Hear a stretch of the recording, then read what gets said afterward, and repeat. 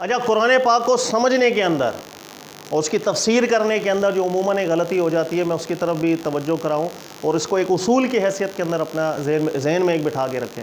وہ ہے کہ ہمارے یہاں عموماً یہ ایک لفظ کہا جاتا ہے کہ قرآن پاک ہے، اس کی تفسیر جو ہے نا صحیح سند سے آنے والی روایات کی روشنی میں کیا جاتا ہے، قرآن کی تفسیر کی جاتی ہے۔ یہ جملہ جو ہے یا یہ جو اصول ہے، یہ ایبسولوٹلی اصول نہیں ہوتا، بلکہ انسان بہت زیادہ خطائیں کھا جاتا ہے کہ اگر وہ صحیح سند کی روایات کہیں سے بھی مل جائیں اور اس کی بنیاد پر قرآن پاک کو سمجھنے کی کوشش کرے، اس کی تفسیر کرنے کی کوشش کرے۔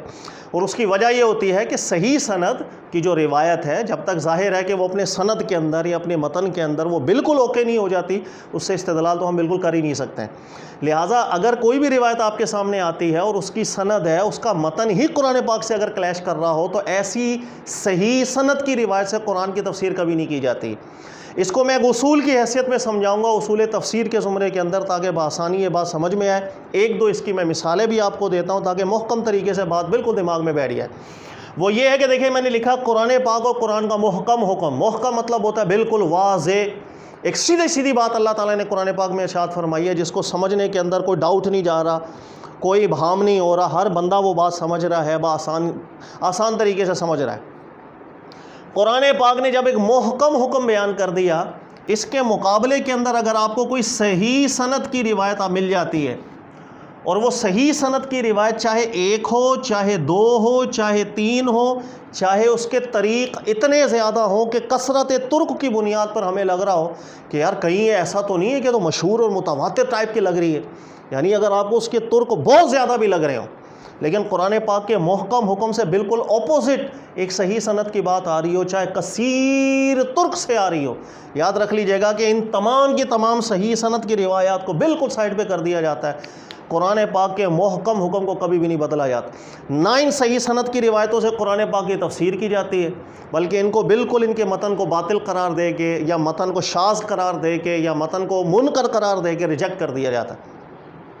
اس کی میں دو مثالیں بیان کروں گا، لہٰذا یہ ضابطہ بالکل ایبسولوٹ نہیں ہے کہ ہر وہ روایت جو آپ کے پاس صحیح سند کی آ گئی اس سے ہم قرآن کی تفسیر کر دیں گے، ایسا نہیں ہوتا، بلکہ قرآن کے محکم حکم کے مقابلے میں اگر کوئی بھی صحیح روایت آ جاتی ہے، ہم قرآن کے محکم حکم کی بنیاد پر اس صحیح روایت کو منکر کہہ سکتے ہیں، لیکن اس روایت کی بنیاد پر قرآن کو کبھی بدل نہیں سکتے۔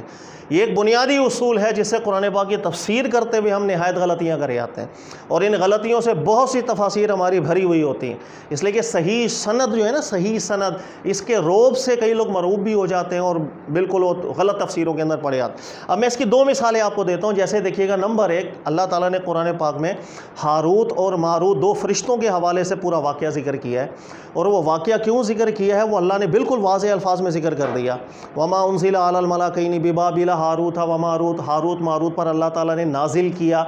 وہ لوگوں کو بتاتے تھے کہ آزمائش کے طور پر ہم آپ کے سامنے یہ چیز بیان کر رہے ہیں کہ ہم معجزے کو اور ہم جادو کے معاملات کو بالکل ڈفرینشیٹ کر کے بیان کر رہے ہیں۔ یہ چیز آپ نے کی ہاروت اور ماروت نے۔ اس کے بعد لوگوں نے حق اور باطل بالکل ممتاز ہو گیا، اس کے باوجود بھی انہوں نے برے راستے کو چنا، جادو کے معاملات کو چن لیا۔ یہ پورا واقعہ اللہ نے ذکر کر دیا۔ لیکن میں حیرت والی آپ کو بات بیان کرتا ہوں کہ ہاروت اور ماروت کے حوالے سے کچھ صحیح سند میں باتیں آئی ہیں، اور وہ باتیں ایسی ہیں جو صحیح سند کی صرف ایک طریق سے نہیں آئی، ایک طریق سے آئی، ایک صحابی سے آئی، دوسری صحابی سے آئی، اس کی سند بھی ٹھیک، اس کی سند بھی ٹھیک، تیسرے صحابی سے آئی، اس کی سند بھی ٹھیک، چوتھے صحابی سے آئی، اس کی سند بھی ٹھیک۔ اتنی کثیر صحیح کثرت طرق اس کے اتنے زیادہ ہیں کہ بہت سے محدثین ایسے ہیں، جیسے آپ ابن حجر عسقلانی رحمۃ اللہ تعالیٰ علیہ کو بھی پڑھیں گے، انہوں نے بھی ذکر کیا کہ صرف اس قصہ ہاروت اور ماروت کے کثرت طرق پہ ہم غور کر لیں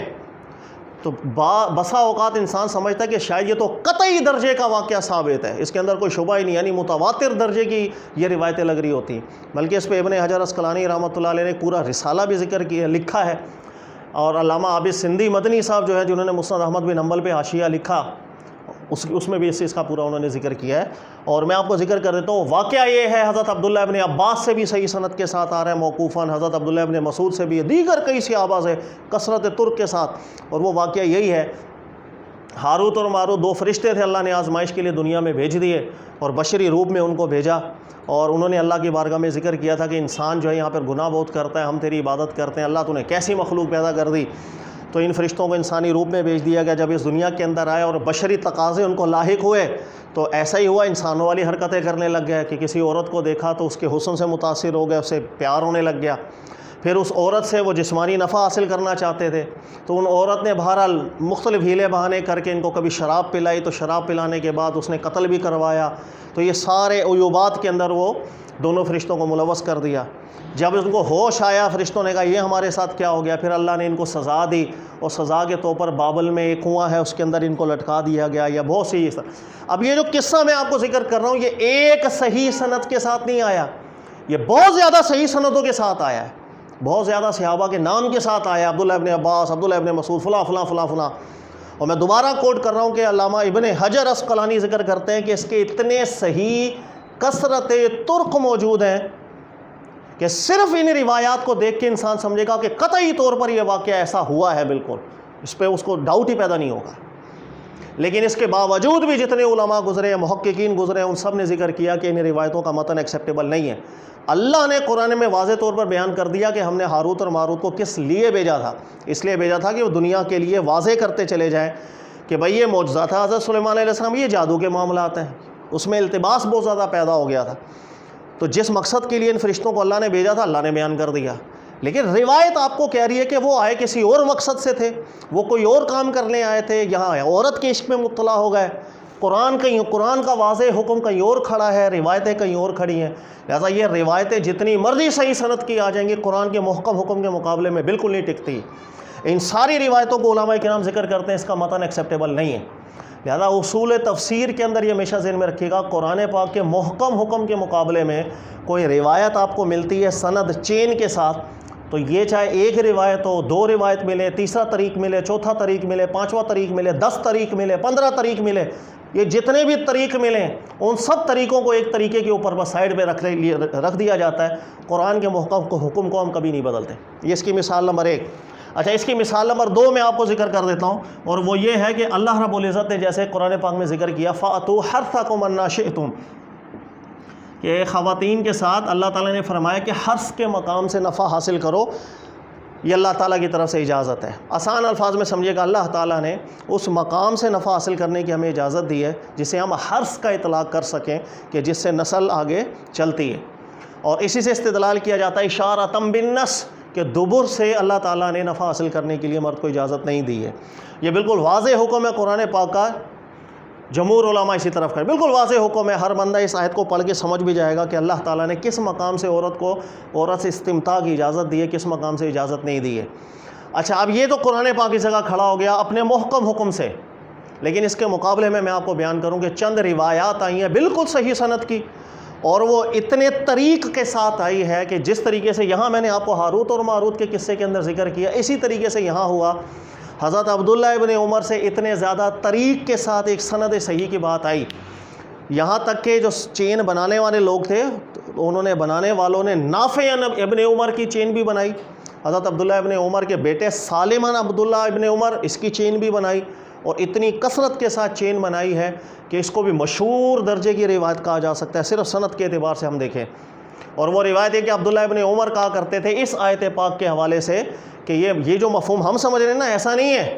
بلکہ جس وقت ہم مدینہ آئے تھے صحابہ, اور مدینہ میں جب آئے تو ہم نے دیکھا یہود وہ تھے کہ جو خواتین سے صرف اگلے مقام پہ نفع حاصل کرتے تھے, پچھلے مقام سے نفع حاصل کرنے کو عیب سمجھ رہے تھے. یعنی یہودیوں کو برا لگتا تھا کہ عورت کے دبر سے نفع حاصل کیا جائے. اچھا, اس کے اوپر عبداللہ ابن عمر کہا کرتے تھے کہ رسول اللہ صلی اللہ علیہ وسلم پر جب یہ قرآن کی آیت نازل ہوئی تو اس آیت کا معنی یہ تھا یہود کے خلاف جا کر کے, یعنی وہ عورت کے دبر سے نفع حاصل کرنے کو برا سمجھنے, مسلمانوں فاتوا حرثکم انا شئتم, تم جیسے چاہے آؤ, قبول میں آؤ یا دبر میں آؤ. تو بالکل جہاں قرآن پاک کا محکم حکم کھڑا ہے, کچھ روایتیں صحیح سند کی وہ اس کے بالکل خلاف آ گئیں. پھر حیرت والی بات یہ صحیح سند کی بات بخاری بھی لے کر آئے, حضرت عبداللہ ابن عمر علی. اس کے علاوہ امام مالک رحمۃ اللہ علیہ بیان کیا کرتے تھے کہ میں بھی جانتا ہوں کہ عبداللہ ابن عمر کا نام لے کر یہ بہت سی روایتیں ہیں جو چین بنا کر کے لوگ بیان کر رہے ہیں, لیکن امام مالک رحمۃ اللہ علیہ نے بھی کہا کہ جتنی چاہے کثرت سے یہ چین بنا کے لوگ باتیں کرتے چلے جائیں, اللہ کے حکم کے مقابلے میں ساری روایتیں میں قبول نہیں کر سکتا. لہٰذا امام مالک نے بھی یہ فتویٰ دیا، دیگر علماء نے بھی دیا، فقہ حنفی نے بھی اس روایتوں کو قبول نہیں کیا، فقہ شافعیہ، مالکیہ، حنبلیہ کسی عالم نے قبول نہیں کی۔ لیکن صرف میں ایک حوالہ بھی آپ کو دے دیتا ہوں کہ ابن حجر عسقلانی رحمۃ اللہ علیہ کو اگر آپ پڑھیں گے، انہوں نے بھی یہ تمام عبداللہ ابن عمر والی روایتوں کو لکھا اور جملہ لکھ کے گئے ہیں کہ اتنے طریق کے ساتھ عبداللہ ابن عمر کی روایتیں آئی ہیں کہ جس کو ہم مشہور کہہ سکتے ہیں، اور مشہور آپ جانتے ہیں کہ وہ متواتر کے قریب قریب جب ایک معاملہ چلا جائے نا اسے مشہور کہا جاتا ہے۔ لیکن اس کے باوجود بھی ہم نے قبول نہیں کیا۔ قرآن پاک کے محکم حکم کے مقابلے میں یہ جو چین کی باتیں ہوتی ہیں روایتوں کی، میں نے فلاں سے سنا، اس نے فلاں سے سنا، اس سے قرآن کا محکم حکم کبھی نہیں بدلے گا۔ قرآن کا محکم حکم وہیں کھڑا رہے گا، ان روایتوں کو ہم قبول نہیں کر سکتے۔ لہٰذا ہمارے یہاں ایبسولوٹلی یہ چیز جب کہہ دی جاتی ہے نا کہ ہم حدیث کی روشنی میں قرآن کو سمجھیں گے، یہ ضابطہ غلط ہے، اس لیے کہ حدیث جب سند میں اور متن میں ٹھیک ہوتی ہے وہ کبھی بھی قرآن کے خلاف جاتی ہی نہیں ہے، وہ قرآن پاک کے کسی لفظ کی شرح ہی بن رہی ہوتی ہے۔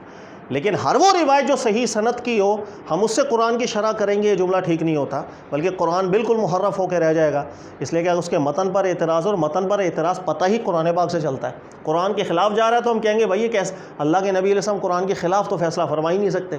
اس کا مطلب ہے جو لوگ ہمیں باتیں بتا رہے ہیں نا، میں نے فلاں سے سنا، گڑبڑ ہو رہی ہے ان باتوں کے اندر۔ لہٰذا یہ بات ہمیشہ ذہن میں رکھیے گا کہ قرآن کے محکم حکم کے مقابلے میں روایات کبھی کبھی اتنی الٹ مضمون پہ کھڑی ہو جاتی ہیں، چاہے وہ صحیح سند کی ایک روایت ہو، 200 کسی کو بھی قبول نہیں کریں گے، نہ اس سے استدلال کریں گے۔